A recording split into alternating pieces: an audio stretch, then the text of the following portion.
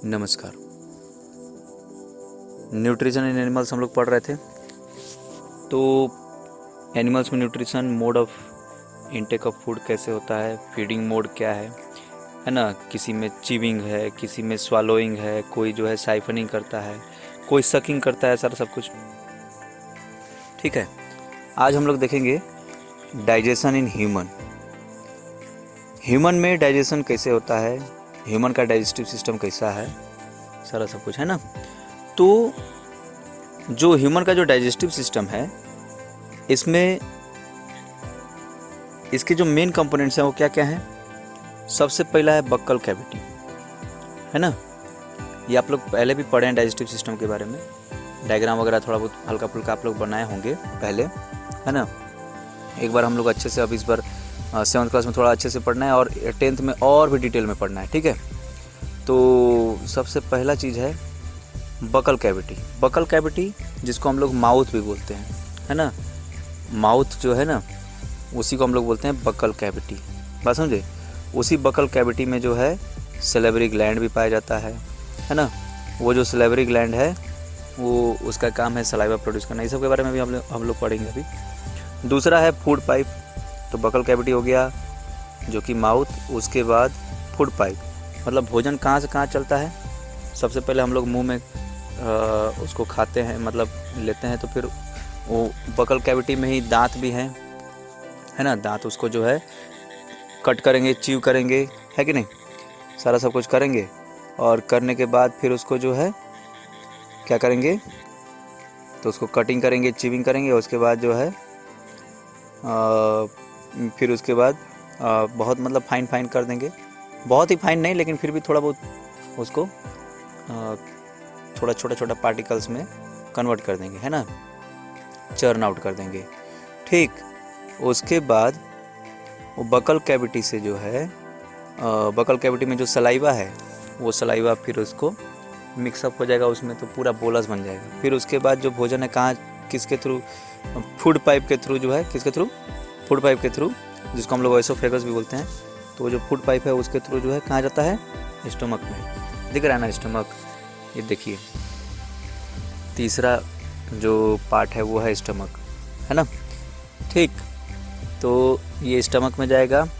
फिर उसके बाद स्टमक में थोड़ा सबसे ज़्यादा देर तक जो है भोजन जो है ना स्टमक में ही रहता है। सबसे ज़्यादा समय तक जो है स्टमक में रहता है और उसमें जो है फाइन पार्टिकल में कन्वर्ट हो जाएगा, सब कुछ हो जाएगा। उसके बाद जो है फिर स्टमक से नेक्स्ट स्मॉल इंटेस्टाइन में जाएगा, है ना।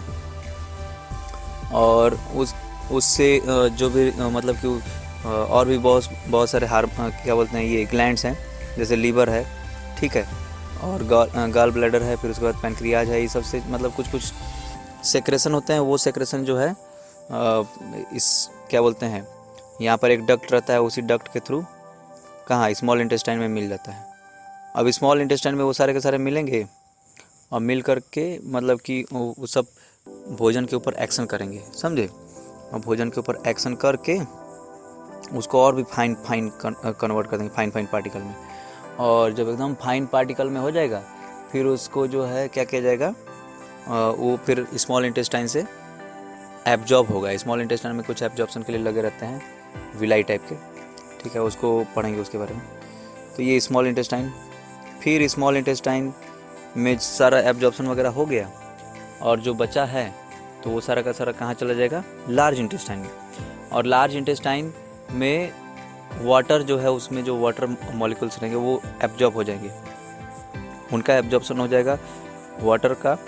और जो कि रेक्टम में जा कर के एंड होता है, उसका लास्ट पॉइंट रेक्टम है लार्ज इंटेस्टाइन का।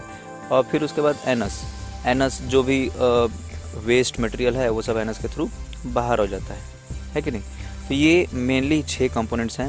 सबसे पहला बकल कैविटी, दूसरा फूड पाइप जिसको हम लोग एसोफेगस भी बोलेंगे, है ना। बकल कैविटी कौन सा, माउथ जिसको हम लोग बकल कैविटी बोलते हैं। दूसरा है आपका फूड पाइप यानी जिसको हम लोग एसोफेगस भी बोलते हैं। तीसरा है स्टमक, चौथा है स्मॉल इंटेस्टाइन, पांचवा है लार्ज इंटेस्टाइन और जो कि रेक्टम पे जाकर के ख़त्म होता है। फिर छठवां है एनस, समझे। तो ये सब पूरा मिला करके हमारा डाइजेस्टिव ट्रैक्ट बनता है, जिसको हम लोग बोलते हैं एलिमेंट्री कैनाल। एलिमेंट्री कैनाल, तो यही सब है। और ये एलिमेंट्री कैनाल के ये सब पार्ट्स हो गए, एलिमेंट्री कैनाल के ये सब पार्ट्स हो गए। लेकिन उनके अलावा भी, एलिमेंट्री कैनाल के इन सब पार्ट्स के अलावा भी, इनके अंदर में भी बहुत सारे, अभी आपको हम बता रहे थे बकल कैविटी, बकल कैविटी के अंदर में जो है सलेवरी ग्लैंड पाया जाता है, ठीक। वैसे ही स्टमक है, स्टमक के अंदर में जो है, स्टमक के जो वॉल्स हैं, है ना, स्टमक के जो वॉल्स हैं ना, मतलब कि वॉल्स जैसे क्या बोल सकते हैं उसको, उस स्टमक का जो स्किन है, स्किन अंदर का जो स्किन है, अंदर का स्किन समझिए, उसमें कुछ ग्लैंड्स पाए जाते हैं। वो मतलब कि कुछ ऐसे उसमें ग्लैंड्स रहेंगे जो कि स्मॉल इंटेस्टाइन के पास कुछ ऐसे ग्लैंड्स हैं, लीवर है, पैनक्रियाज है और क्या क्या है। तो इन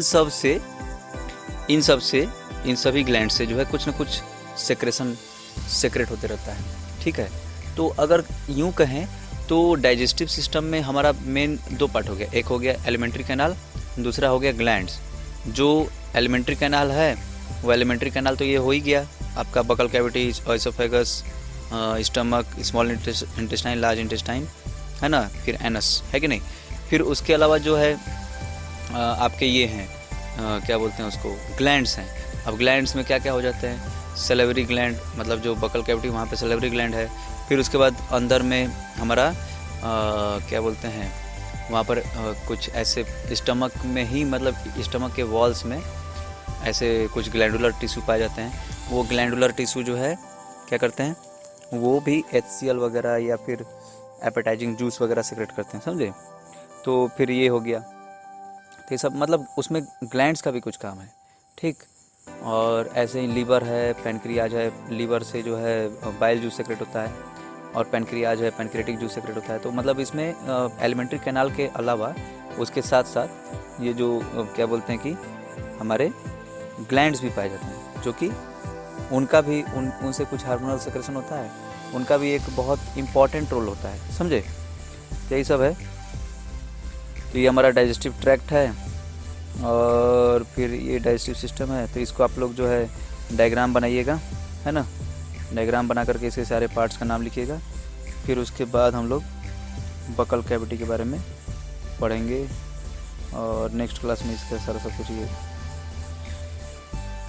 इसके पार्ट्स के बारे में हम लोग स्टडी करेंगे, है ना, ठीक है। ओके, थैंक यू, नमस्कार।